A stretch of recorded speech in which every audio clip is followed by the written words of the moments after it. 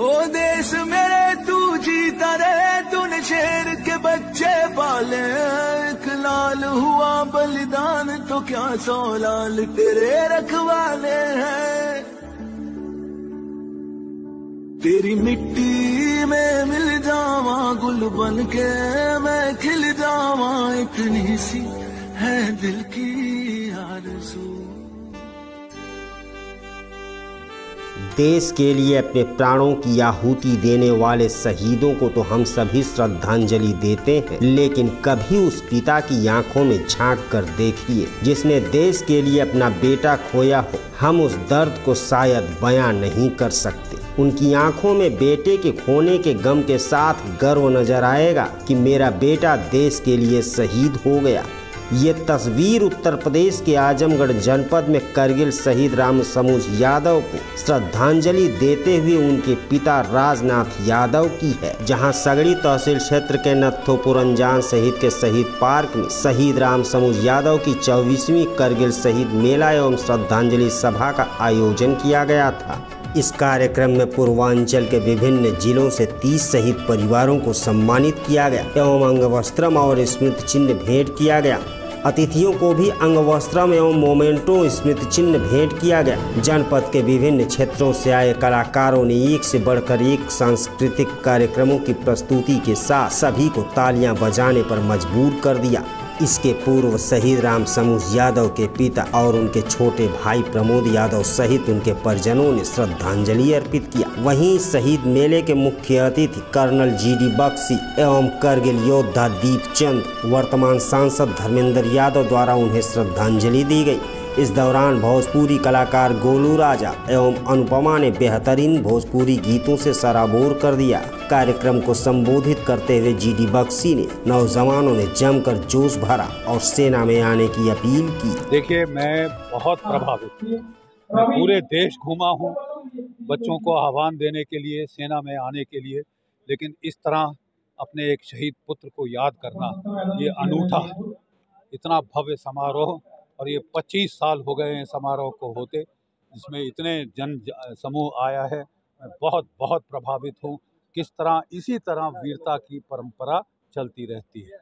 देखिए, हमारे जो हमारे गाँवों में पुराने ज़माने में वो कवित होते थे जो बहादुरी की शौर्य गाथाएं गाते रहते थे। गज भर छाती पृथ्वीराज की, आंखों भय मशाल। और देखिए, इस कविता से लोग शहादत और कुर्बानी को याद रखते थे। ठीक है, तो अब यही माध्यम रह गया जिससे हम शहीदों को याद रखें, कुर्बानी और शहादत को अपने मूल्यों में हाईएस्ट वैल्यू दें। इस तरह के कार्यक्रमों में प्रशासन को कितनी सहभागिता निभानी चाहिए, या इस तरह के क्या विशेष आयोजन होनी चाहिए जिससे शहीदों को सम्मान मिल सके? देखिए साहब, एक देश का कर्तव्य है कि वो अपने शहीदों को सम्मान दे। जो देश शहीदों को सम्मान नहीं देगा वो देश नहीं रहेगा। अग्निवीर सेवा जो आ गई है युवाओं के लिए, युवा कितने प्रभावित हो रहे हैं सेनाओं में? देखिए, अग्निवीर स्कीम के बारे में जिस दिन से ये लागू हुई है, मैं साफ कह चुका हूँ कि हम इससे सहमत नहीं हैं। इसमें सुधार की जरूरत है। बांग्लादेश के हालात पर क्या कहना चाहेंगे? देखिए, जो 71 में जीत हमने हासिल करी थी, पाकिस्तान, अमेरिका और चीन मिलके कोशिश कर रहे हैं कि पासा पलट दें, लेकिन ख्याली पुलाव देख रहे हैं वो। अभी खेल खत्म नहीं हुआ, खेल शुरू हुआ है। जम्मू कश्मीर में सर 10 साल बाद विधानसभा चुनाव होने जा रहे हैं, क्या नई सरकार को किन चुनौतियों का सामना करना पड़ेगा? देखिए, बहुत फर्क पड़ा है मेरे टाइम से। जब मैं जम्मू कश्मीर में नौकरी कर रहा था, 5000 आर्म्ड टेररिस्ट, 60% पाकिस्तानी जम्मू कश्मीर में ऑपरेशन कर रहे थे। आज रह गए हैं 150। अब वो पीर पंजाल के दक्षिण में जिलाने की कोशिश कर रहा है, क्योंकि हमने जल्दबाजी में अपनी फौज काट ली। कोविड के ज़माने में बहुत कम लोग जानते हैं, 3 साल कोई भर्ती नहीं हुई। हर साल 60,000 लड़के रिटायर होते हैं। 60 तियाँ 1,80,000 जो है फौज कम हो चुकी है। तभी गैप बन रहे हैं रजौरी में, पुंछ में, और वहाँ वो सर उठा रहा है जहाँ हमने सर कुचले। सर्प विनाश में सांपों के सर हमने कुछ नहीं। सीए एनआरसी सर देश के लिए कितना जरूरी है या नहीं? सीए एनआरसी ज़रूरी है लेकिन लाएं तो हम उसी का इंतजार कर रहे हैं। Thank you sir. सांसद धर्मेंद्र यादव ने कहा कि जो सम्मान शहीदों को मुलायम सिंह यादव ने 1996 के दौरान दिया आज भी जिंदा है और उसे आगे और बेहतर करने की जरूरत है। वो मैं श्रद्धा सुमन अर्पित करता हूँ। उनके परिवार के लोगों को मैं धन्यवाद देता हूँ कि लगातार उनकी शहादत को और उनके सम्मान में कार्यक्रम लगातार चल रहा है, जिसमें माननीय राष्ट्रीय अध्यक्ष से लेके सभी लोग आ चुके हैं। आज मेजर जनरल बख्शी साहब आए और दीपचंद जी आए। मैं उन सभी का मैं हृदय से स्वागत करता हूं, धन्यवाद देता हूं कि आजमगढ़ की क्रांतिकारी और शहीदों की सरजमी पर ऐसे लोग पधारे।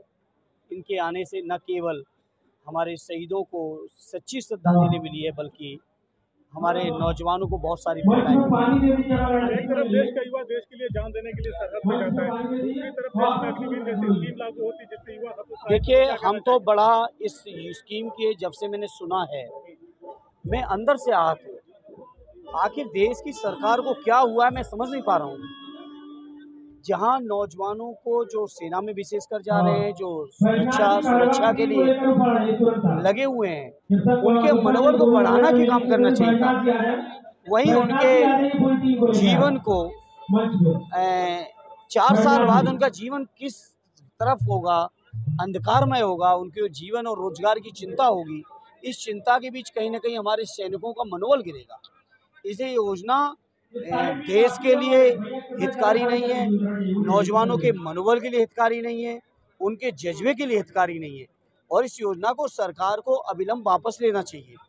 ऑलरेडी राष्ट्रीय अध्यक्ष जी ने लगातार कहा है कि जब कभी मौका आएगा हम लोग इस योजना को खत्म करके पुरानी जो सेना की भर्ती थी उसको लागू करेंगे। तो क्या लगता है सर, जैसे विपक्ष लगातार अग्निवीर मुद्दे को लेकर मुखर रहा है कि अगर हमारी सरकार बनी तो इन चीज़ों को हटा लिया जाएगा, लेकिन विपक्ष की सरकार नहीं बनी, उसके बावजूद भी आप लोग अग्निवीर का लगातार विरोध कर रहे हैं। तो ऐसे में लग रहा है कि सरकार देखिए जनता ने ये सरकार हिला तो दी है, कभी भी सरकार चली जाएगी और जब जाएगी तो अग्निवीर योजना खत्म होगी। सर एक रिपोर्ट और भी आ रही है, अमेरिका मतलब एजेंसी के माध्यम से तख्ता पलट करने की बात कर रहा है। नहीं, उसके बारे में मैं कुछ नहीं कह पाऊंगा, लेकिन मैं इतना कह सकता हूं अग्निवीर की योजना नौजवानों के हित में नहीं है, फौज के हित में नहीं है। इसको ख़त्म होना चाहिए और समाजवादी और विपक्ष को जब कभी मौका आएगा ख़त्म करेंगे। आजमगढ़ में बहुत सारे शहीद हुए हैं जहाँ पे शहीद मार्ग जो है बहुत ही क्षतिग्रस्त है, उसको बनाने के लिए बहुत बार लोगों ने अपील की, लेकिन देखिए इस मुद्दे को लेके मैंने अभी संसद में बजट के भाषण में भी मैंने कहा कि ये जो शहीदों को सम्मान देने की, शहीदों की डेड बॉडी को उनके घर तक लाने की और जो राजकीय सम्मान के साथ उनके अंतिम संस्कार करने की व्यवस्था आदरणीय नेताजी ने की थी और मैंने मांग की इसी बात को कि शहीदों के जो स्थल हैं जहां उनकी अंत्येष्टि हुई है वहां के लिए सरकार को बजट देना चाहिए अतिरिक्त। भारत सरकार कहती है कि हम 5वीं अर्थव्यवस्था हैं, बजट की कोई कमी नहीं है, तो आखिर शहीदों के लिए बजट में कटौती क्यों हो रही है। इस दौरान करगिल शहीद रामसमूज यादव के छोटे भाई प्रमोद यादव ने सभी को धन्यवाद ज्ञापित किया और कार्यक्रम को सफल बनाने के लिए समस्त लोगों को बधाई दी। कार्यक्रम बहुत अच्छा रहा, आप लोग देख ही रहे होंगे, कार्यक्रम बहुत अच्छा था और हमारे इस शहीद मेले के जो मुख्य अतिथि थे जीडी बख्शी साहब, मेजर जनरल जीडी बख्शी साहब और साथ ही साथ नायक दीपचंद जी जो कारगिल योद्धा है और उनके साथ माननीय धर्मेंद्र यादव जी सांसद आजमगढ़ भी थे और कुछ सांस्कृतिक कार्यक्रम अभी बच्चों का हुआ है और भी सांस्कृतिक कार्यक्रम चल रहा है और अभी भी कुछ कार्यक्रम चलना बाकी है।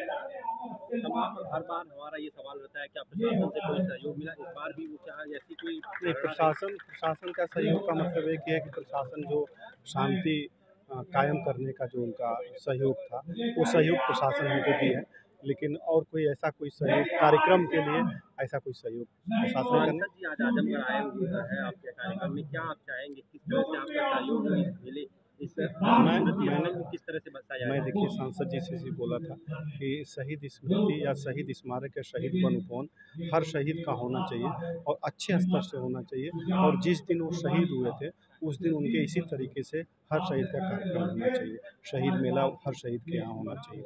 और मैं इसके लिए भी उनसे कोई बात नहीं किया हूँ कि सर मुझे क्या चाहिए क्या नहीं। मैंने उनको निमंत्रण दिया कि सर इस तरह शहीद मेला होता है।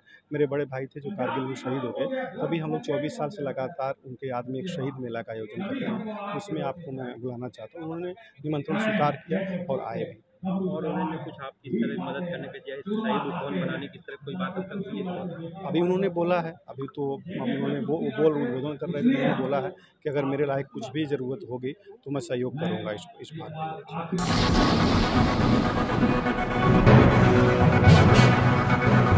में।